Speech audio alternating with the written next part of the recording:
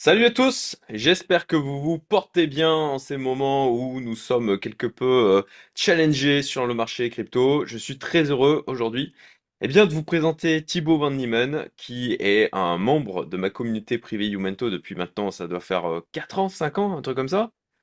Ouais, ça va faire 4 ans, le temps passe vite, hein. Ouais, le temps passe vite, effectivement. Et je lui ai proposé d'intervenir sur ma chaîne parce que Thibaut est sur les marchés depuis maintenant plus de 5 ans, qui nous a fait de multiples interventions dans la communauté de grande qualité sur certains éléments du trading, de la spéculation. Et je lui ai proposé d'intervenir parce que je trouve qu'il a des choses de la valeur à vous apporter sur la manière dont lui il travaille. Il est extrêmement structuré. Et on va en profiter donc pour faire un point sur le marché crypto dans ce moment d'incertitude avec un Bitcoin qui est redescendu autour des 110 000 dollars, où on est pour moi sur ma droite de tendance long terme que je surveille depuis maintenant longtemps. Et on a prévu donc sur cette intervention, je vais laisser au maximum parler Thibaut pour que vous puissiez vous imprégner, à apprendre de la manière dont il peut, lui, utiliser les informations, les différentes informations de marché qu'il exploite. On va déjà faire un tour d'horizon macro et ensuite on ira dans les graphiques. Donc, écoute, j'ai beaucoup parlé, mais je te laisse quand même dire bonjour à tout le monde, Thibaut. Bonjour tout le monde. Tu as l'air de faire de très belles intros et je t'en remercie, Cédric. Merci Thibaut. Et merci d'avoir accepté d'intervenir puisque t'es pas particulièrement public.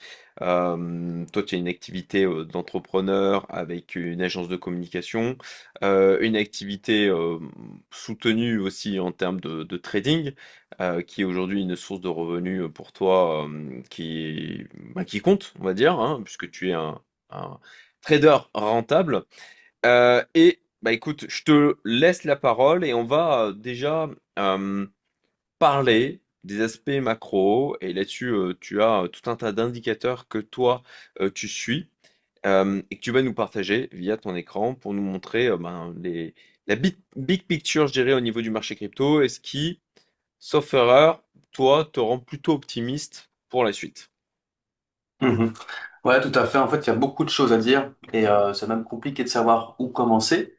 Mais on va partir sur deux, trois petites datas, moi, qui me semblent déjà intéressantes, surtout sur l'étude de l'historique de ces datas. Je vais partager le screen et tu me dis si tout est OK. Parfait, on le voit. C'est nice. Ici, on est sur le BTC, mais c'est pas ce par quoi je vais commencer. On y reviendra un peu plus tard. Moi, en fait, j'ai pour ma lecture macro toute une série de configurations sur mon TradingView qui m'ont permis déjà de les lire beaucoup plus facilement. On va passer dessus. Ça ressemble à ça. Donc moi, en fait, comme tu le sais, je suis sur différentes classes d'actifs, sur différents marchés. Sur le portefeuille trading vraiment pro, c'est un marché où je trade les classes d'actifs du Forex, matières premières à travers le pétrole occidental, le Brent, et le gold.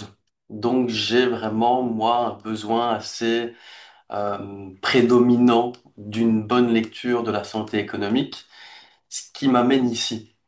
En fait, tu vois que j'ai classé sur cette config TradingView différentes data macro qui me permettent d'avoir un visu très clair et très limpide sur les datas les plus importantes. Donc, tu vois ici sur le côté gauche que j'ai les rendements obligataires sur 10 ans. Donc, j'ai toujours le même ordre, hein, toujours les States pour démarrer, le Canada ensuite, l'Europe, la Grande-Bretagne, la Suisse, le Japon, l'Australie et la Nouvelle-Zélande. Donc là, on est vraiment sur les sept économies qui englobent le marché du Forex, en tout cas le plus tradé. Les rendements, c'est intéressant pour plusieurs choses. Bon, déjà parce que en fonction des rendements, ça te donne déjà un niveau d'attraction de l'économie en termes de rendement sur leurs obligations.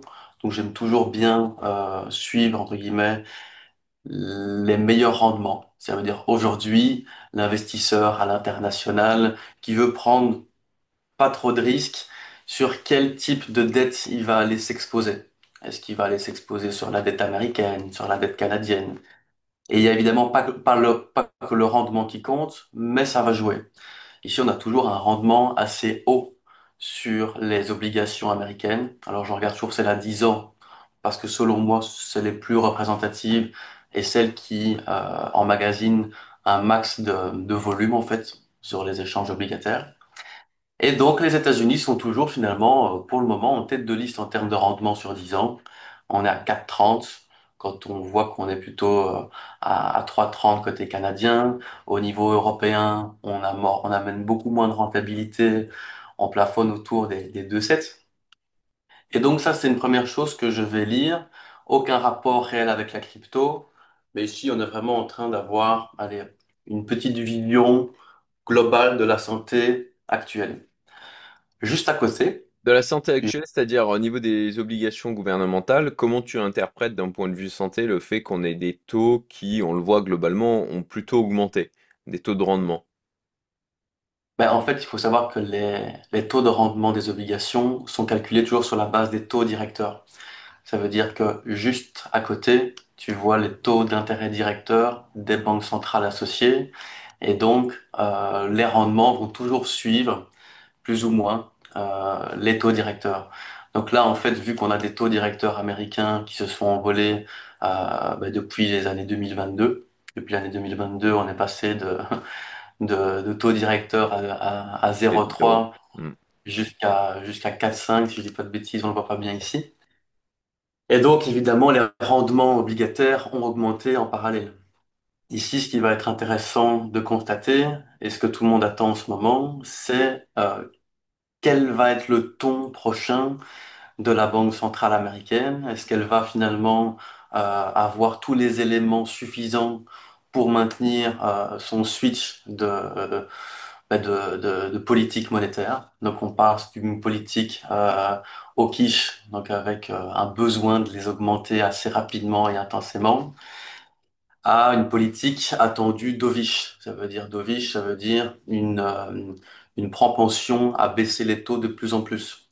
Donc ici, on va avoir fin septembre la décision de la Banque centrale américaine pour voir si elle a les éléments suffisants pour finalement maintenir cette baisse de taux qu'on a démarré ici en août 2024. Ça va envoyer un signal fort sur les marchés. Ça veut dire que c'est vraiment tout ça qui va driver la santé économique et le besoin des investisseurs, soit de se protéger et de s'exposer sur du risk-off. Le risk-off, ça comprend, bon, ben ici, les obligations américaines que tu as ici à gauche.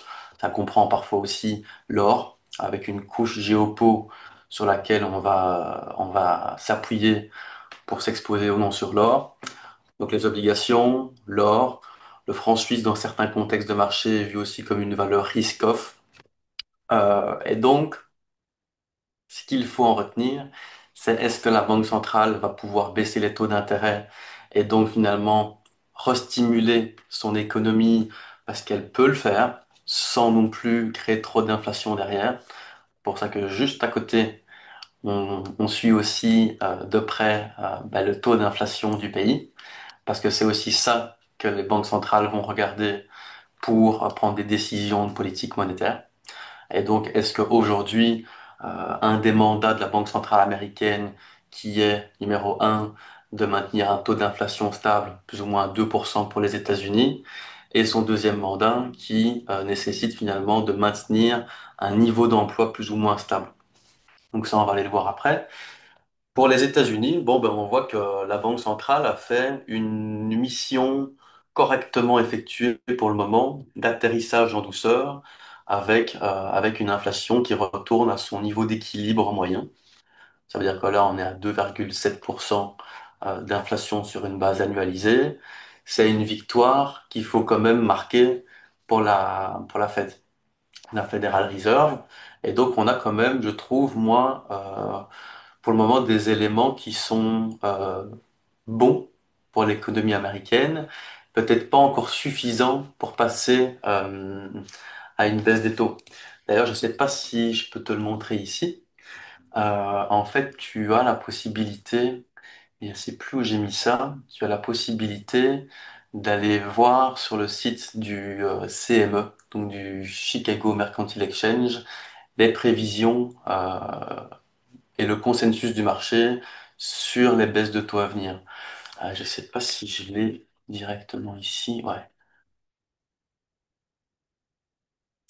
Et donc, tu peux directement en fait aller voir sur le site du CME les prévisions de marché sur les baisses de taux attendues. Ici, tu vois que pour la conférence de la Banque centrale américaine de septembre, on a quand même euh, on a quand même 84% de consensus sur une baisse de taux de 25 points de base.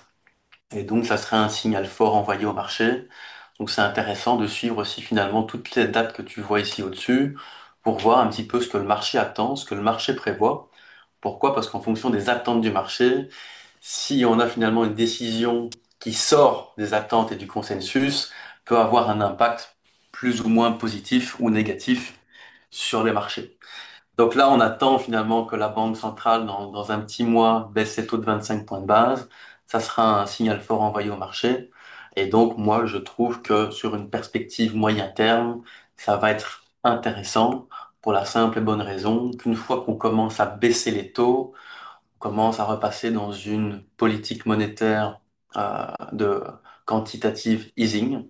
Donc on va relibérer, on va recréer des nouveaux capitaux qui vont naturellement ruisseler dans l'économie avec différents types de paliers. Une fois qu'on va repasser sur de la création et de l'impression monétaire, il va y avoir les premiers bénéficiaires d'abord sur le marché obligataire. Et ensuite, ça va ruisseler sur le marché des actions et le marché du risque.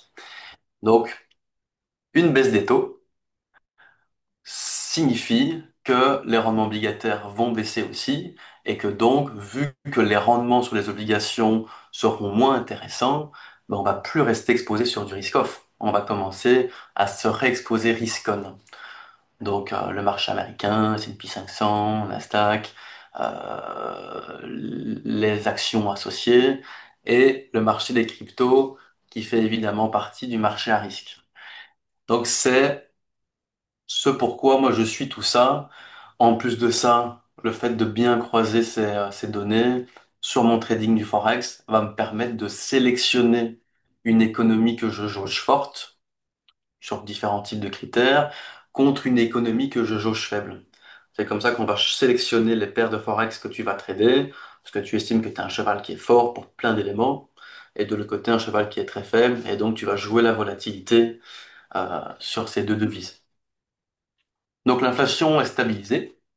Ici, le GDP sur une base annualisée, c'est intéressant aussi pour voir si on a une économie qui produit ou une économie qui ne produit plus assez.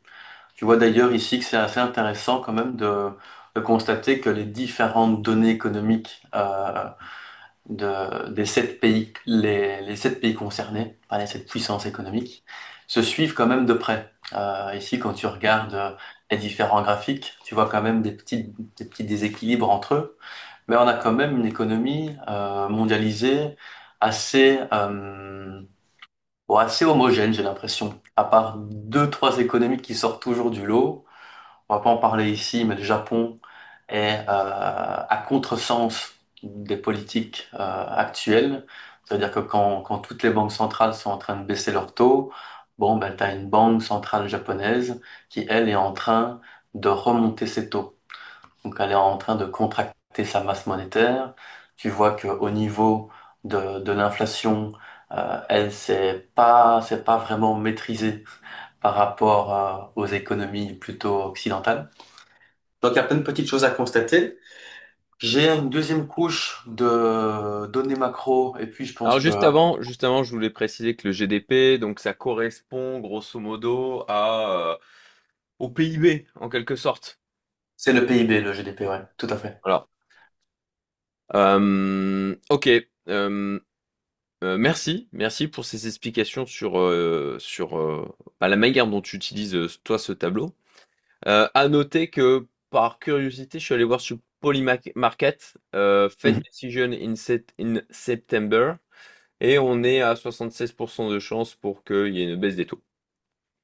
Ok, ah ouais, c'est pas les Polymarket, mêmes. je précise, c'est une plateforme dont on a pas mal parlé au moment de l'élection de Trump parce que c'est une plateforme sur laquelle les gens peuvent parier sur tout et n'importe quoi.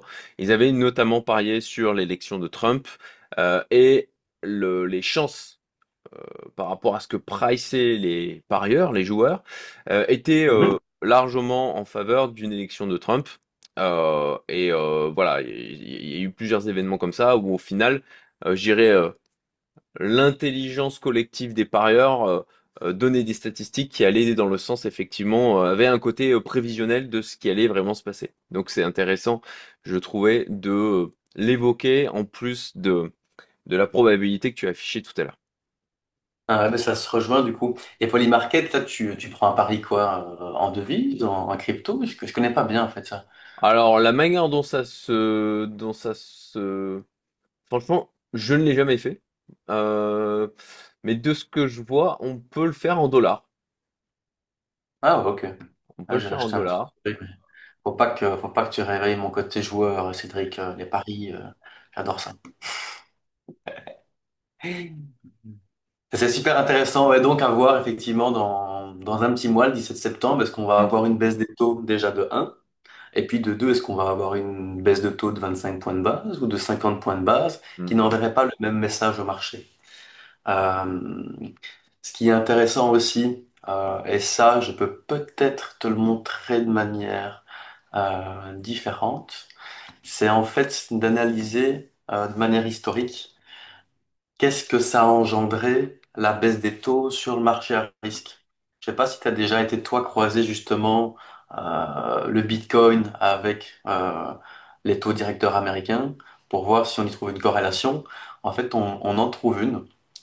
Ok. Euh, et je vais faire Je pense qu'on est pas mal à regarder la masse monétaire, mais les taux, non. C'est intéressant.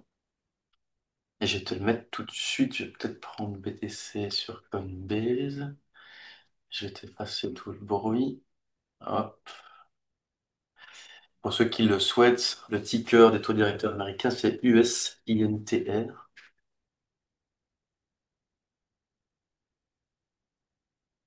Et donc, tu vois aussi que euh, tu peux déjà un petit peu analyser le comportement du Bitcoin en fonction des cycles monétaires. Mm. On voit qu'on avait, durant la hausse des taux de 2016, qui n'était pas la plus grande hausse des taux hein, par rapport à celle qu'on a connue ici en 2023-2022, mais c'est intéressant aussi de voir que une fois que la Banque centrale américaine, en mars 2020, a baissé ses taux drastiquement, c'était en fait le moment du flash crash sur Bitcoin. Ici, j'ai pris Bitcoin, on pourrait même aller sur le S&P 500, c'est assez similaire. Et c'est intéressant de constater que une fois qu'on a le signal des banques centrales en mode on baisse les taux, on peut repasser sur une politique monétaire de quantitative easing. Là, en fait, c'est là où pile poil on a eu le bottom, en fait. Donc, moi, je suis Après, méfiant. est-ce qu'en mars 2020, c'est vraiment significatif compte tenu de ce qui se passait à ce moment-là avec le Covid où tout le monde flippait? Et c'est un petit peu à ça où je voulais en venir. Moi, je suis en train de me demander, est-ce qu'on n'aurait pas besoin d'une news de merde? Quand je dis news de merde, désolé de la vulgarité, c'est est-ce qu'on n'aurait pas besoin justement de ce petit mouvement de peur, le dernier, le dernier nettoyage de marché qui permet aux banques centrales d'avoir des données économiques qui leur disent, OK, bon, on a vaincu l'inflation, on a restabilisé plus ou moins le taux d'emploi à zéro, on peut repartir sur une page blanche. Moi, c'est la question que je me demande. Est-ce qu'on n'aurait pas besoin finalement d'avoir une petite secousse de marché? C'est pour ça que je suis aussi beaucoup tout ce qui est géopolitique et en ce moment, il y a énormément de choses à dire. J'ai l'impression que termes de sentiments, on nous prépare à quelque chose de violent. Je sais pas si toi, tu as aussi ce ressenti médiatiquement. On voit des grands sommets, on voit des grands discours, on voit plein de messieurs avec des cravates qui font peur. On a Macron qui nous prépare aussi, j'ai l'impression, subtilement à quelque chose de pas beau.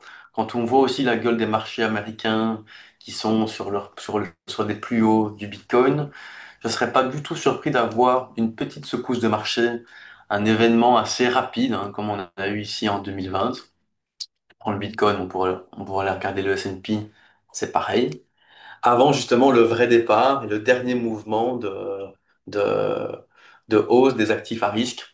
Affaire à suivre, mais moi je trouve que c'est intéressant. Et alors, pour passer sur une autre data qui me semble aussi pertinent pour, pour jouer finalement de la hausse sur les actifs à risque, c'est la balance sheet mondiale en fait. Ça veut dire est-ce qu'on a des liquidités aujourd'hui mondiales ou pas? Là, j'ai un petit indicateur qui va nous les mettre facilement. J'appelle ça World Liquidity. Je pense même que je te l'avais envoyé celui-ci, Cédric. Mais il est super intéressant. Pourquoi? Parce qu'il va nous permettre d'avoir un visu très rapide sur les économies mondiales. Donc la Mm. liquidité aux États-Unis, la liquidité en Europe. Et c'est ça, moi, que je trouve intéressant, c'est qu'en fait, pour le moment, l'économie qui stimule le plus et qui crée le plus finalement de Masse cash, monétaire, de cash. Mm. c'est la Chine en fait. Et moi, je me demande si en plus de toute cette demande institutionnelle qu'on a eue sur le Bitcoin à travers les nouvelles portes d'entrée, les ETF, etc., j'ai l'impression qu'on a aussi une Chine qui a participé à la hausse du BTC ces derniers mois et même ces dernières années, parce qu'ils sont les seuls en fait à stimuler aussi agressivement leur masse monétaire. Et donc, quand nous, on est plutôt sur des niveaux de liquidité assez flat, hein, pas vraiment de tendance marquée comme on l'avait eu à partir de 2020. Et c'est ça aussi qui me disent qu'on ne devrait pas avoir une news de merde. Parce que quand on a eu le Covid en mars 2020, c'était, c'était la raison parfaite de dire, OK, c'est la merde. Pour maintenir le niveau de confort de nos économies, de nos puissances économiques, on va stimuler. Et on stimule en général quand c'est un petit peu compliqué. Est-ce qu'on aurait un scénario qui se répéterait sur cette fameuse stimulation monétaire ou pas? Et donc je serais presque euh, content d'un point de vue spéculatif, d'avoir moi cette nouvelle narrative. Est-ce que ça sera, est-ce que ça sera une guerre? Est-ce que ça sera tu sais, le fameux signe noir, Mm. on sait pas le prédire à l'avance, mais je trouve qu'il servirait bien ici les intérêts économiques, cette narrative un peu pessimiste, mais juste ce petit coup de frayeur, comme on l'a eu en 2008, comme on l'a eu en 2020, et comme finalement on est constamment en train de le répéter avec une nouvelle histoire. Moi, j'ai hâte de connaître la nouvelle histoire. En général, elles ne sont pas marrantes pour tout le monde, Il mais y a le spectre du carry trade japonais qui est fréquemment évoqué. On avait eu un coup de flip l'année dernière en août, si je me souviens bien. Bon, de temps en temps, là, c'est un peu le serpent de mer, ça en reparle sur les réseaux. On voit que du côté du Japon, ils continuent à augmenter leur taux. Euh, alors, oui, pour peut-être expliquer, le carry trade japonais, en clair, c'est qu'il y a des gens sur les marchés qui vont emprunter du yen japonais, où il y a des taux, où il y avait des taux d'intérêt qui étaient euh, à zéro, en tout cas extrêmement bas, voire même peut-être négatifs à un moment donné, bon, je me souviens plus. on Et qui vont du coup investir en dollars. on était à moins 0,1 Ouais, sur c'est la simulation monétaire. hmm. Et qui du coup vont investir en dollars, où là, il y a du rendement à générer. Le problème, c'est que quand on emprunte du yen japonais et que les taux remontent, alors que du côté des taux de la Fed, potentiellement, ça baisse, bah, ça crée un effet de croisement où en fait on a un problème quoi. On a le yen japonais qui peut prendre de la valeur. Ça fait qu'on se retrouve euh, avec à rembourser du yen japonais en dollars où il y a le dollar qui a baissé, lui, en termes de valorisation. Ce qui peut provoquer une crise systémique, en fait. Ouais, on pourra en parler longtemps, la situation japonaise. C'est une économie qui est ultra sensible. Moi, je regarde beaucoup aussi. D'ailleurs, je t'invite, si tu connais pas Koifin, c'est un site incroyable pour suivre finalement l'ensemble du marché. Et sur Koifin, en fait, tu vas pouvoir avoir différents dashboards. Et dans le World Economic Dashboard, tu vois de nouveau un récap de toutes les datas importantes. Et ce qui est intéressant de le constater, c'est qu'au niveau du Japon, en fait, au niveau de la dette gouvernementale par rapport au PIB, on est à 236%. Ça veut dire que c'est une des économies les plus endettées du monde et ils maintiennent une économie de manière un peu artificielle et c'est l'économie qui est dans la position la moins enviable en ce moment. Nous, en ce moment, dans l'école de trading dans laquelle je suis, on est, euh, on est assez baissier sur le yen japonais. Ça dépend contre les devises, mais par exemple ici en ce moment on est en train de vendre de vendre le yen face à l'euro.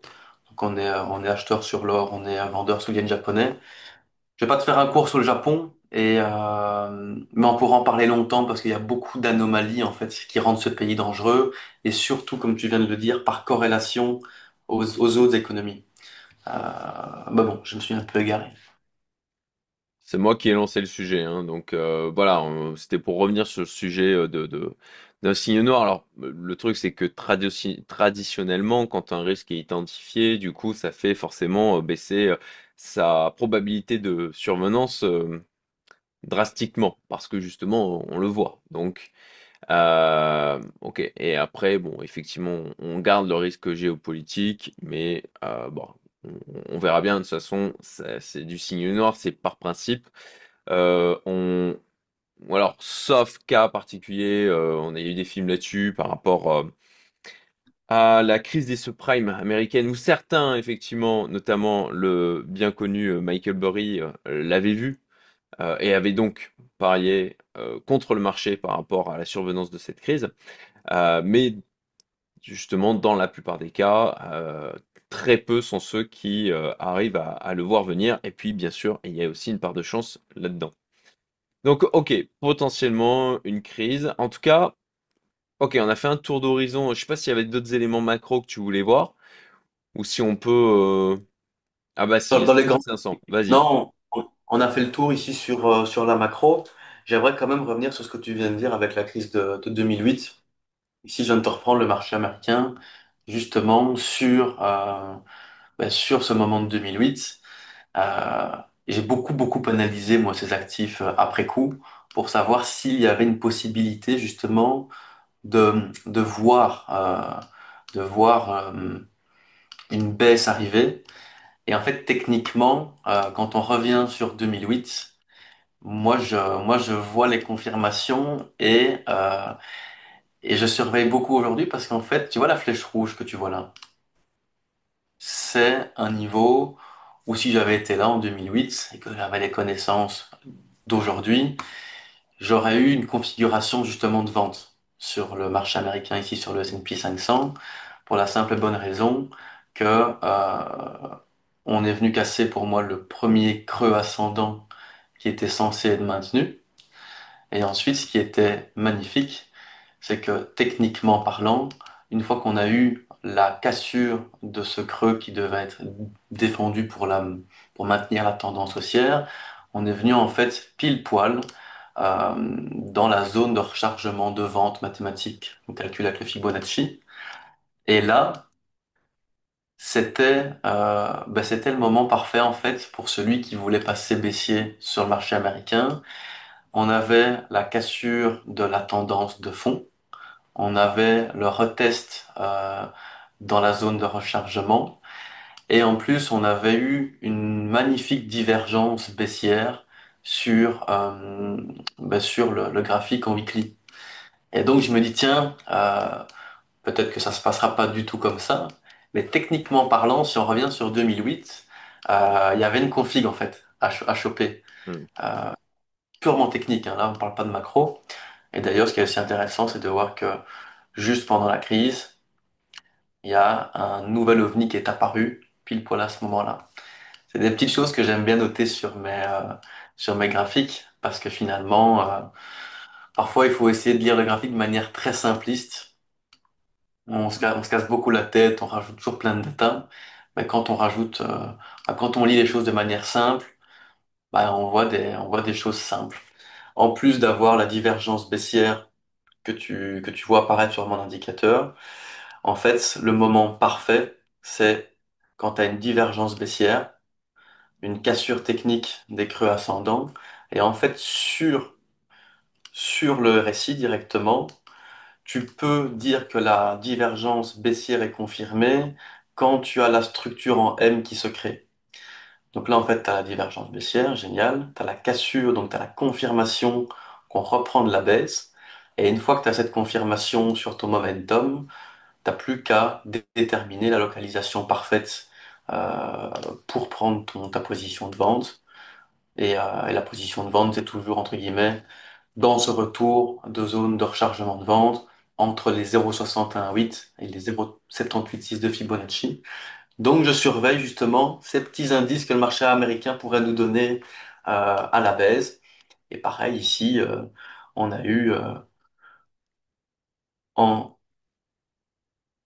En weekly, pareil, à un moment donné, on a eu une divergence haussière qui s'est confirmée sur des niveaux intéressants.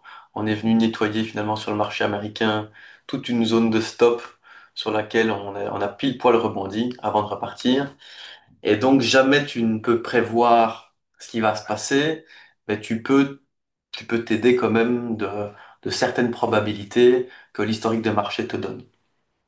Voilà, petite parenthèse fermée. Merci. Et bah écoute, ça me semblerait intéressant d'aller maintenant sur le Bitcoin. Parce que, écoute, quand j'ai vu là, le S&P 500 à l'horizon, je dois t'avouer que ça m'a fait penser à la config Bitcoin en ce moment. C'est-à-dire, D'un point de vue graphique, tu vois, un top, hop, euh, attaque baissière, nouveau top, on revient tester le niveau de support, on a euh, bah, un- une petite hausse et on casse le support en question. en ce moment, c'est une zone vraiment dangereuse sur laquelle on se trouve. Euh, Ok, on a le même avis. On s'est pas c'est une zone concerté dangereuse. hein, avant. On a lancé la vidéo en disant ok, on va faire le point en live tel que on peut le faire chacun de notre côté, avec pour objectif bien sûr de te laisser parler au maximum. Ouais, bah, le but, c'est qu'on rende ça aussi interactif et il y a des informations que tu as pu déceler et moi non, et inversement, ce qui va rendre cet échange enrichissant. Mais c'est vrai que techniquement, alors je vais t'enlever ce graphique parce qu'il y a beaucoup de bruit, je vais t'en prendre un autre, mais je commence à avoir des signes où j'aime pas trop. Déjà, en fait, bon, déjà cette prise de liquidité qu'on a eue sur le dernier plus haut, avec derrière ce que moi j'appelle un order block. Un order block, en fait, c'est quoi? C'est quand sur ce genre de bougie, j'ai une clôture, enfin j'ai une ouverture de marché, une clôture qui sont au même niveau. Tu vois qu'ici j'ai une bougie haussière, donc celle en noir, et juste derrière j'ai une bougie baissière, donc en blanche. Mais la bougie baissière a quand même fait une mèche juste au-dessus de celle d'avant. Donc elle a quand même fait un plus haut. Elle a clôturé à la baisse, mais elle a fait un plus haut. Et ça, c'est des bougies en fait que je repère et que je cherche même sur mes graphiques parce qu'elles nous donnent un indice de marché. Donc moi ici, tu vois, typiquement, je viendrais placer ce que j'appelle un order block bearish que le marché pourrait venir retester, mais je le vois maintenant du coup comme une résistance au niveau-ci. Hmm. Dit que ici, tu vois que j'avais un order block bullish. Donc tu vois, pareil, à l'inverse, j'avais une bougie haussière qui a d'abord fait un plus bas par rapport à la bougie d'avant. Et donc là, en fait, j'avais un order block bullish en D1. Donc ça, c'est toujours des trucs que je mets sur mes graphiques. Et en fait, là, on vient de le lâcher. À partir du moment où un order block se fait casser, son rôle est modifié. Et donc, il n'est plus un order block, il devient un breaker block euh, bearish. Et donc, moi, j'aime pas trop. Le fait qu'on n'ait pas tenu cette zone-ci, ça me fait un peu chier. Hmm. Sur la suite de la tendance, en tout cas sur du court terme, je serais pas du tout surpris d'avoir un nettoyage un peu plus profond sur BTC. C'est pour ça que je suis déjà en train de regarder, moi, des zones qui m'intéressent un peu plus bas. Ça veut dire que j'ai une confluence sur pas mal de choses qui me, qui me poussent à croire que si on maintient cette tendance baissière court terme, les 104 000 sont pas du tout déconnants, pour plusieurs raisons. Mais ici, pour moi, on a un déséquilibre qu'on nous a laissé en daily. Et en plus de ça, on peut passer sur d'autres sites, mais j'ai des confluences qui m'amènent beaucoup au 104. Est-ce que j'ai mis ça ici? D'abord, en fait, j'ai été faire un petit tour ben, de la lecture des liquidations et des ordres, limite des order books sur les plus grands courtiers. Donc, je regarde beaucoup Binance, Bybit, Coinbase pour le spot. Et je vais regarder s'il y a de l'intérêt, en tout cas pour les, pour les exchanges, à aller plus bas. J'ai remarqué que sur la zone des 104 000, ici, bon, on est sur le Binance, j'ai souvent des confluences où il y a beaucoup d'ordres d'achat qui sont posés. Est-ce qu'on va aller jusque-là? J'en sais rien. Mais ce qui est sûr, c'est que si on veut que le Bitcoin maintienne sa tendance haussière de fond, il faudrait vite réintégrer, pour moi, la zone des 112K. Euh, Affaire à suivre. On n'a pas beaucoup de données économiques qui vont stimuler les marchés cette semaine-ci. Je pense on a peut-être juste le Core PCE, je pense, ouais, aux États-Unis vendredi. Donc ça va être intéressant de le suivre, mais c'est pas ça qui va faire bouger les marchés énormément. Chose intéressante, par contre, c'est au niveau des liquidations. Je sais pas si toi tu vas les regarder, moi je les regarde souvent. Ouais, Ce qui est ouais, je les intéressant, regarde, moi. c'est que sur la carte thermique, on est venu quand même choper tous les niveaux assez chauds où il y avait beaucoup de liquidations à venir chercher. Qui dit liquidation, en tout cas ici, pour les longues, permet de créer de la liquidité de manière artificielle pour ceux qui veulent aller racheter ces ventes forcées. Et donc toujours garder en tête que sur ces niveaux chauds, bon, ben, il y a des gens qui vont forcer de couper leur achat, donc ils vont être forcés de vendre. Et sur ces gens qu'on force à vendre, bon, ben, ça permet à d'autres de venir racheter. Donc maintenant qu'on est venu nettoyer ces zones chaudes, j'attends la suite. Est-ce qu'on continue la baisse et qu'on va finalement purger un peu plus profondément? Ce que je repère quand même, c'est que si on décide de retourner la tendance, on a pareil un paquet de shorts à venir aussi nettoyer à partir des 114 000 dans un premier Hmm. temps jusqu'à la zone des 117-118, au-dessus de ces sommets descendants. Donc moi, la vérité, c'est que personnellement, je reste bullish sur du moyen terme sur BTC, mais je ne serais pas du tout surpris d'avoir un petit retracement un peu plus profond sur lequel on doit pouvoir au moins profiter si on a cette confiance de se dire le marché reste bullish. Chacun sa gestion du risque. Moi, aujourd'hui, j'estime qu'on n'est pas dans la fin de ce cycle. Ça veut dire qu'on n'a pas, pour moi, atteint le sommet de ce cycle pour la simple et bonne raison. Je parle beaucoup, Cédric, hein, mais quand tu as des questions, n'hésite pas à m'interrompre. Sinon, Non, moi, mais je je t'écoute connais. avec attention aussi. En fait, ce qui me fait dire qu'on n'est pas à la fin de ce cycle, c'est au niveau du sentiment. En termes en termes d'action de prix, je pense qu'on est déjà quand même pas mal haut. Et on pourrait dire, bon, on arrive tout doucement sur une fin de cycle. Mais en termes de sentiment, on n'y est pas du tout. Et pour te donner ce sentiment-là, je vais juste te montrer ici un petit graphique. Il y a beaucoup de bruit. Euh, je comment je vais faire ça? Peut-être te montrer un autre site. En gros, pour lire le sentiment sur BTC, j'aime bien avoir deux informations. Les contrats ouverts, donc les open interest. Est-ce qu'on a sur les contrats dérivés du BTC de la demande, oui ou non? Ici, je sais pas si tu vois bien ou si je fais un petit nettoyage là, Cédric. Moi, c'est bon, hein, la résolution est bonne, il n'y a pas de problème. Ouais. Ok, je vais juste faire un petit truc en mode ça. Ça dégage, ça dégage, ça dégage. Voilà. Donc en haut, tu as le prix du Bitcoin. On est en weekly. Ici, donc on est en 2021 sur la fin du cycle BTC. En 2020-2021, on avait en fait des fundings. Tu as fait d'ailleurs un mail cette semaine-ci sur les fundings, très bien rédigé. Merci. On avait un taux de financement ultra élevé en fait. Ce qui nous montrait clairement le niveau de surchauffe sur les contrats dérivés du BTC. Aujourd'hui, en fait, on est ultra flat. Ça veut Oui. dire qu'en termes de taux de financement, il n'y a aucune excitation sur ce marché. S'il n'y a aucune excitation, c'est que le particulier n'est pas encore rentré.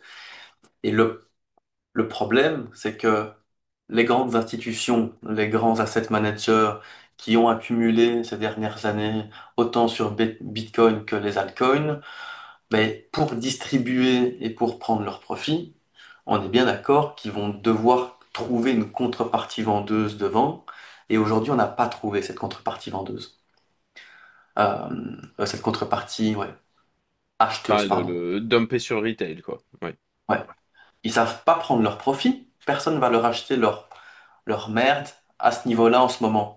Donc c'est ça qui me pousse finalement à croire qu'on n'est pas encore dans ce niveau d'euphorie, qui n'attire pas encore le particulier et son argent frais, et donc qu'on ne peut pas finalement clôturer pour le moment ce cycle haussier, parce que comment prendre nos profits si personne va nous acheter? C'est ça. Alors nous, on n'a pas ce problème parce qu'on n'a pas des portefeuilles à plusieurs milliards, mais pour eux, c'est un problème. Donc, tant que j'ai pas ces volumes, tant que j'ai pas cette euphorie, et tant que j'ai pas ces taux de financement qui me disent, OK, on commence à avoir une petite surchauffe qui revient, moi, je maintiens mon billet haussier. Et je veux pouvoir, par contre, bénéficier d'un retracement si le marché me le repropose. Dans tous les cas, il faut qu'on sorte gagnant. Intéressant Et ce que d'ailleurs, tu dis sur l'aspect qu'on a aujourd'hui, si je peux le reformuler comme ça, on a aujourd'hui une demande institutionnelle qui vient vraiment supporter le prix, créer une pression acheteuse.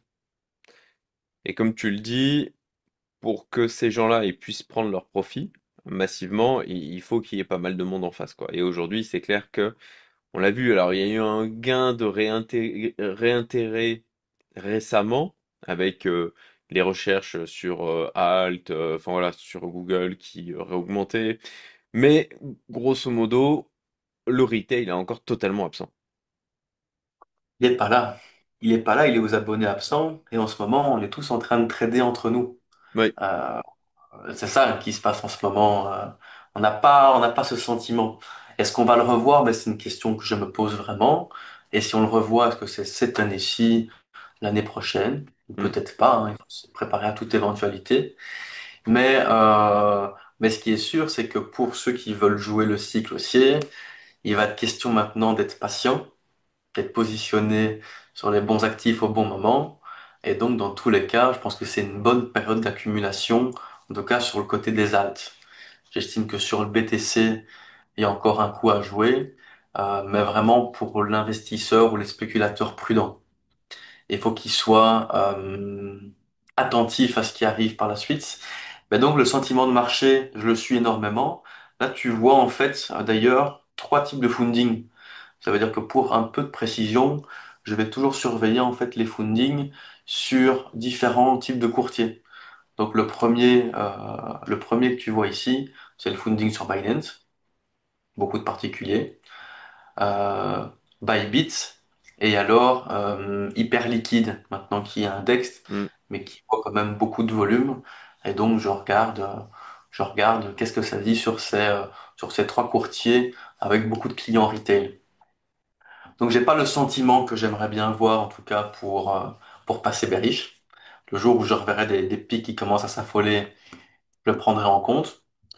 Je le suis d'ailleurs beaucoup aussi le sentiment sur Vélo Data. C'est un super site, je sais pas si tu connais. Non. Et là, pareil, en Ah fait, si, oui. Mais je l'utilise pas. ouais, c'est vraiment génial. Ici, en fait, j'ai juste placé, tu vois, trois espaces, de nouveau Binance, Bybit et Hyperliquide. Ça va simplement me permettre de voir directement, très rapidement,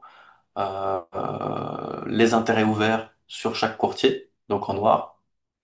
Et alors, juste en vert au-dessus, les fundings. Ça me permet de voir le sentiment sur les courtiers principaux retail et d'avoir un indice sur le sentiment. Est-ce qu'on a des intérêts qui reviennent? Est-ce qu'on a plus de shorts de shorters que d'acheteurs? Donc ça, c'est intéressant. On a un sentiment qui est flat, quoi. Il y a pas de, Excitation. il y a pas d'excitation, c'est mou, on n'arrive pas à faire rentrer des nouvelles personnes, on n'a plus trop de lumière médiatique sur le marché crypto. Est-ce que ça va revenir ou pas, j'en sais rien. Mais en tout cas, c'est un indicateur que je surveille. Moi, quand il y a du désintérêt, ça me plaît bien Hmm. parce que on ne fait jamais monter le train quand tout le monde est dedans. On fait monter le train, enfin on fait partir le train quand on a d'abord bien secoué le cocotier et et que les mains faibles ont pu sortir gentiment du train, on part sans vous. Donc, de nouveau, un indicateur que je prends en compte pour, pour justifier entre guillemets mon billet haussier, moyen long terme. Quand je dis moyen long terme, ici je suis vraiment sur 6 mois, non. Voilà. Est-ce que toi, ça te parle ce que je te dis? Est-ce que Oui. Alors, ça te parle? j'ai une approche, il faut le dire, hein, bien moins structurée que la tienne. Et pour ma part, tu vois, je regarde. Je suis plus dans une approche où j'aime bien dessiner, tu vois, des zones de support, des droites de tendance. Alors, ils nomment différemment. Toi, c'est order block, bearish block, je crois. Mais si, attends, si je partage mon écran, je coupe ton partage, hein. Ouais, Je vais partager le mien.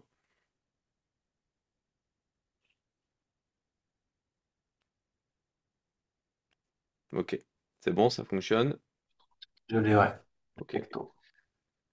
Bon, là, j'avais dessiné un tracé de ce que je me disais, ça pourrait faire, avec notamment un retour sur ma droite de tendance ici. Bon, bah, en fin de compte, bah, de toute façon, voilà, le marché, on imagine ce qu'il pourrait potentiellement faire, et puis ensuite, bah, il fait bien ce qu'il veut. Donc, cette droite de tendance, moi, que je surveille, alors je suis en 4 heures, je vais passer en weekly, voilà, que je surveille depuis longtemps.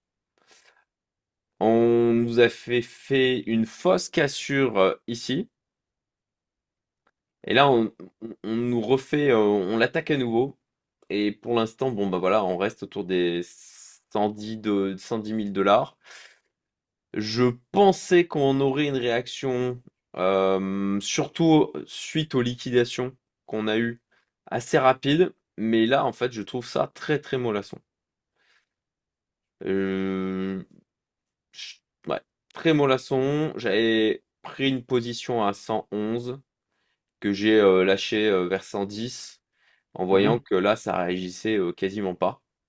Et T'as que lâché là? l'investisseur, ouais, ouais, j'ai lâché. Enfin, j'ai toujours mon niveau d'exposition et j'ajuste le niveau d'exposition par rapport à l'évolution du cours, notamment du Bitcoin. Mais de mémoire, je dois être encore exposé à autour de 80%, tu vois. Mhm. Donc, c'est des ajustements à la marge pour avoir aussi des liquidités en réserve. Si, alors moi, ce que je vois là, c'est, tu vois, en termes de retracement de Fibonacci autour des 105 000. J'ai ce niveau aussi de support ici autour des 106 000. Donc, bah voilà, cette zone-là, quoi, en clair. Ce que toi, tu pourrais appeler un order block. Peut-être, tu vois, enfin, je maîtrise pas du tout cette approche, hein, donc, tu vois, je l'évoque, mais n'hésite pas à me corriger si ce que je dis n'a aucun sens. Euh, voilà, là, je surveille et je regarde comment ça réagit. Potentiellement, si on clôture vraiment en dessous, là, alors déjà en daily, qu'est-ce que ça nous a donné? En 4 heures, ça a clôturé dessous.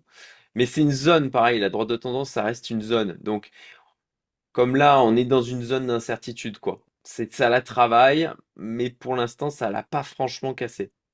Ce que j'ai fait, c'est aussi dessiner une autre droite de tendance là.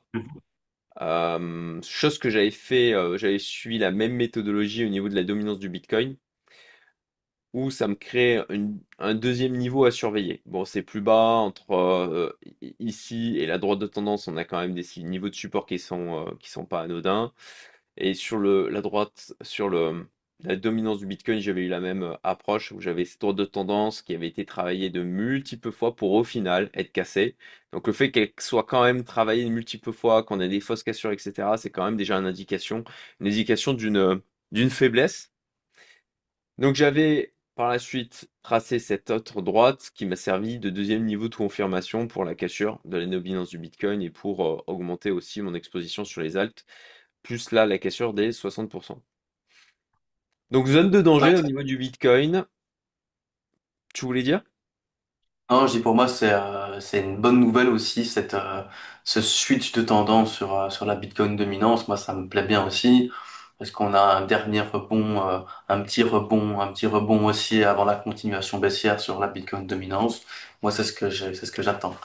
Je pense pas qu'on va aller comme ça tout en ligne droite en baisse. Je pense qu'on peut avoir d'abord un petit rebond sur la dominance, quoi. Ouais, bah là, on peut très bien avoir un rebond, revenir tester cette zone pour ensuite, moi, c'est 56% là que je vois comme prochain niveau de support. Ensuite, il y a le total 3 hors Bitcoin, hors ETH, donc, enfin, le total market cap hors Bitcoin, hors ETH, hors stablecoin. Donc là, on voit que bah, on a cette zone de résistance là, donc ça concerne globalement surtout le market cap des alt.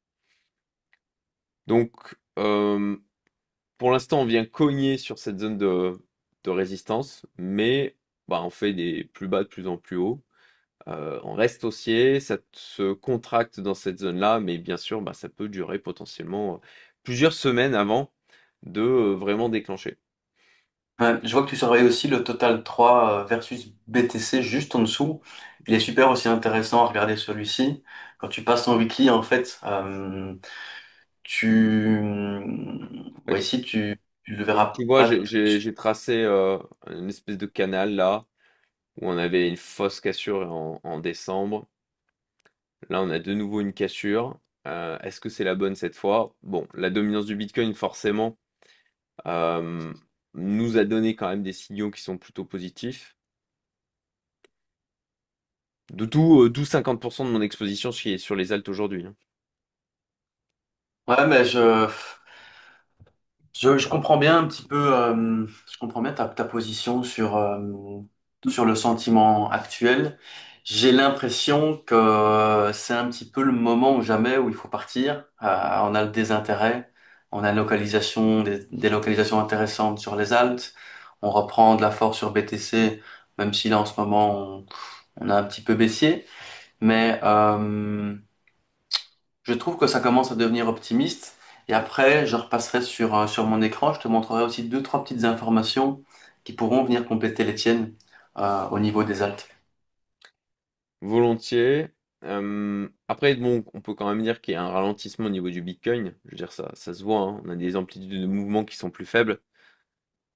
Donc, Même au niveau du RSI, hein, juste en dessous, tu vois oui, les bah sommets. voilà, on a une divergence baissière. Hop, je rends honneur à mon ami Nicolas Chiron, voilà, alors, on a une divergence baissière en monthly, et puis bien sûr en weekly aussi, quoi. C'est pour ça, tu vois, quand tu parlais de divergence aussi tout à l'heure au niveau du S&P 500, en parlant de 2008, en regardant la pattern qu'il y avait. Je trouvais que ça avait des relents de ce qui se passe actuellement sur le Bitcoin. Alors, c'est pas pour autant qu'il va se passer la même chose, hein, on sait comment ça marche.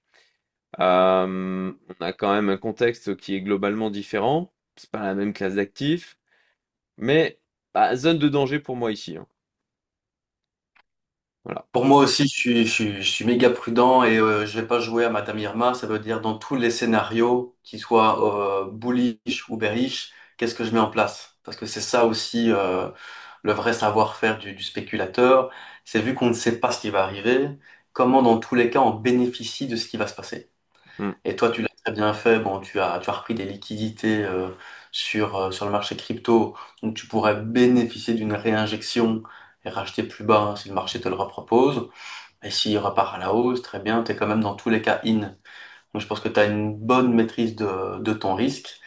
Euh, il y a aussi, enfin, moi je vois aussi beaucoup de bonnes nouvelles sur le BTC au niveau des inflows des ETF. Je sais pas si je pense que tu vas les regarder aussi. En ce moment, il y a plus de rentrées que de sorties, tu vois, ouais, sur on les... a enchaîné quand même quelques journées de sortie là, ce qui est assez en cohérence avec ce qu'on voit au niveau des graphiques. Euh, Après, c'est sur ETH bah ça, bah typiquement ETH là. Alors, j'affiche plus mon écran là, mais il tient bien versus, enfin, quand on regarde le Bitcoin, ce qu'il nous fait là, ETH tient bien, hein. Moi, j'ai Ah pris des ben, parties à 4007, je suis sorti totalement d'ETH. J'ai fait un premier niveau de rachat à 4005, à 4002, et malheureusement, j'avais un autre niveau d'achat à 4018 qui n'a pas été touché. Mais je trouve que TH garde une belle configuration. ici, enfin, clairement, sur ETH-BTC, si je t'ai pris ETH-BTC, Mm. tout est bull. C'est-à-dire que si on regarde ETH en lui-même, il est sur une zone, ouais, il est sur une zone, elle est un peu chaude. En plus, il a fait un petit nettoyage du dernier plus haut. Mais ETH versus BTC, il a repris une tendance très très agressive. Et là, je vois rien de baissier. Ça veut dire que oui, ici, le cheval fort du moment, c'est ETH. Et ceux qui se demandaient si c'est intéressant de switcher de Bitcoin à Ethereum, pour moi, clairement que oui. Après, on peut attendre des meilleures zones. D'ailleurs, je sais pas si tu suis les data Bitfinex, qui sont pas les meilleures, mais qui sont intéressantes pour juste regarder le niveau de long et de short sur certains types de contrats. Ici, pendant une grosse hausse de TH, tu avais justement toutes les baleines de Bitfinex qui étaient en train de long le TH BTC. Donc c'est un truc qui est aussi, toi qui es curieux de suivre pas mal de data, intéressant aussi de suivre les positions qui sont prises directement sur BTC ou sur ETH ou sur ETH BTC. Et là, d'ailleurs, je pense qu'on est en train de reprendre tout doucement, timidement, mais on est en train de reprendre un peu du long sur Bitcoin. Et Mm. alors, Ethereum, ça reste flat, en tout cas du côté de Bitfinex. Mais ce que je voulais te dire, c'est que aujourd'hui, s'il fallait choisir un camp ETH ou BTC, en termes de dynamique, et même de possibilités de rendement, bon, bah, c'est ETH qui offre une meilleure perspective. Après, Ouais, avec un niveau qui est très différent. Mais on a eu un vrai réveil, et ce genre de réveil, on sait ça peut amener où. Donc moi aujourd'hui je suis plus pondéré du côté ETH que BTC, et j'ai opéré un switch en fait assez simple. J'en ai parlé à pas mal de gens. J'attendais en fait moi après le nettoyage de certaines zones de liquidité. Bon ici je pensais pas qu'on allait creuser autant, mais j'attendais simplement la première structure bullish, et en fait, bon, le signal, il a été assez clair ici. Ça veut dire qu'on a eu une cassure claire de,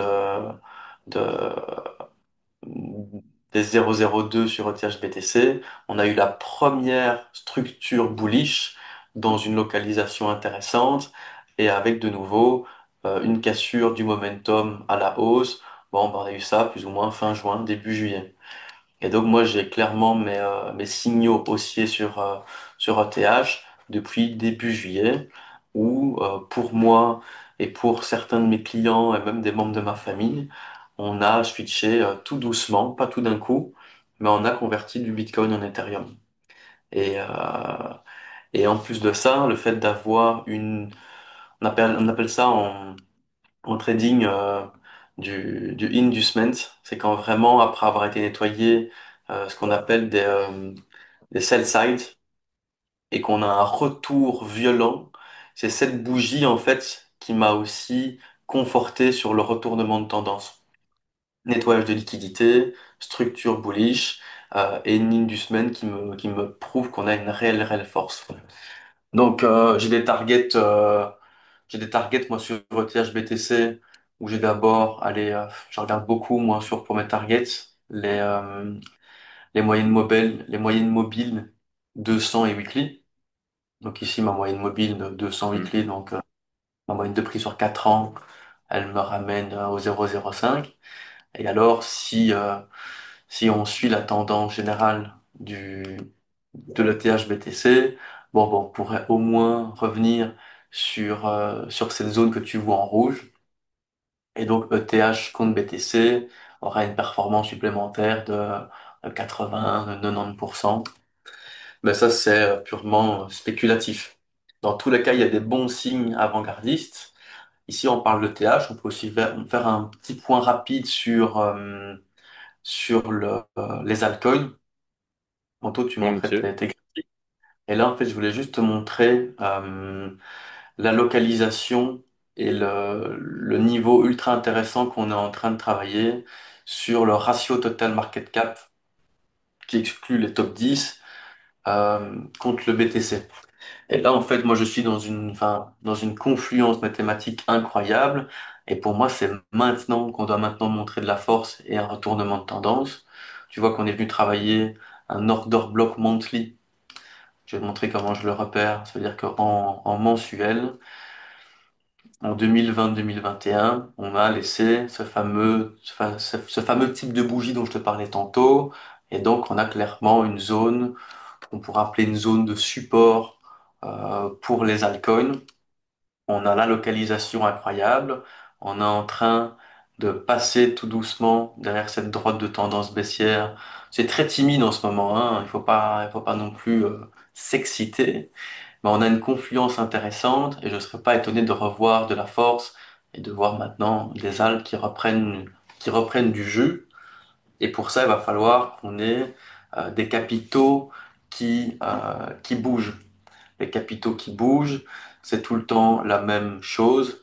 C'est d'abord l'argent arrive sur BTC, Hmm.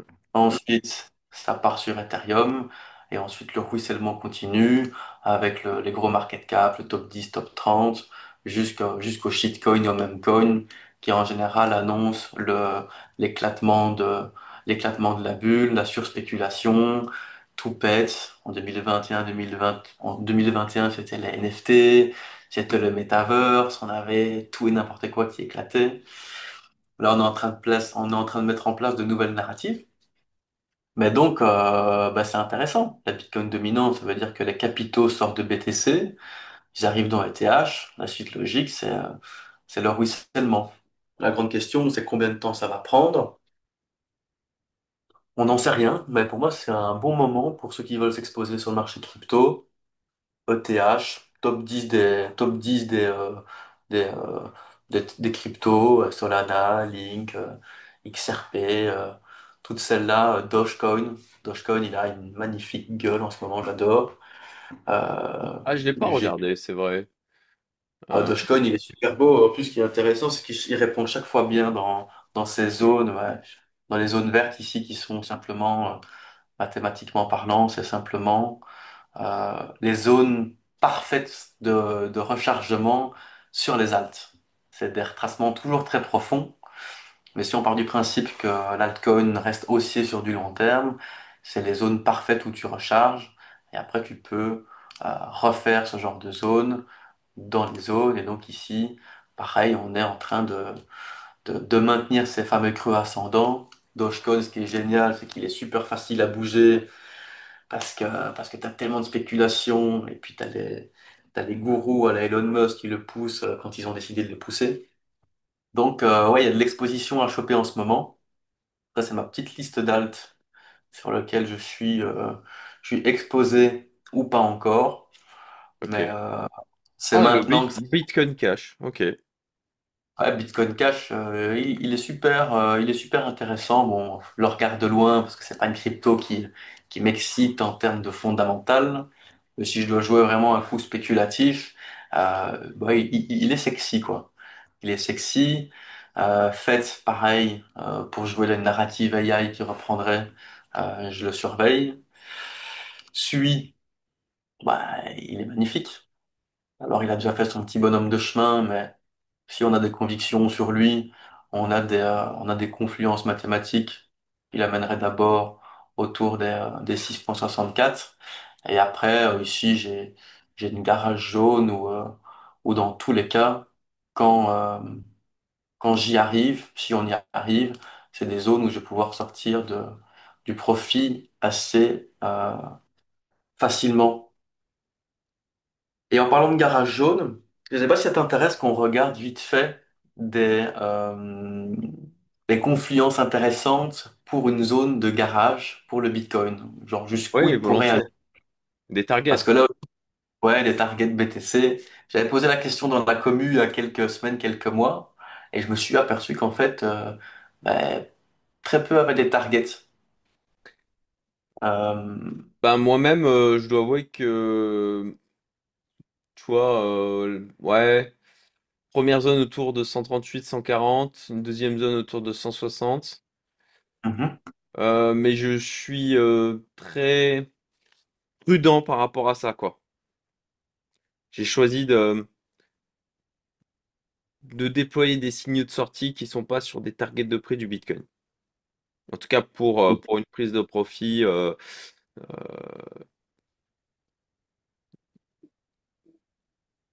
ouais, enfin voilà, ça dépendra comment évolue le marché. Enfin, j'ai des éléments au niveau du RSI, typiquement les fundings, enfin voilà, plusieurs indicateurs plutôt que de me fixer sur un prix en particulier. Ouais, bah, t'as raison, il y a pas que ça, mais c'est intéressant en fait de Oui, juste mais de l'avoir absolument, hein, ça a un graphique. intérêt. Mm. Et ici, par exemple, si on... je vais te le retracer. BTC, USDT, pas trop divisé par 3. Ici, en fait, comment tu pourrais trouver les zones intéressantes mathématiquement parlant, c'est en prenant simplement les derniers sommets, les derniers creux. Ici, par exemple, j'irais simplement prendre ce plus haut et le dernier plus bas que le BTC a laissé. Et puis après, j'ai ma petite configuration que j'ai appelée garage zone. Et là, il va juste me reprendre tout ce mouvement-là pour me le remettre de l'autre côté, mais avec ces données-là, les 1,61,8 et les 2.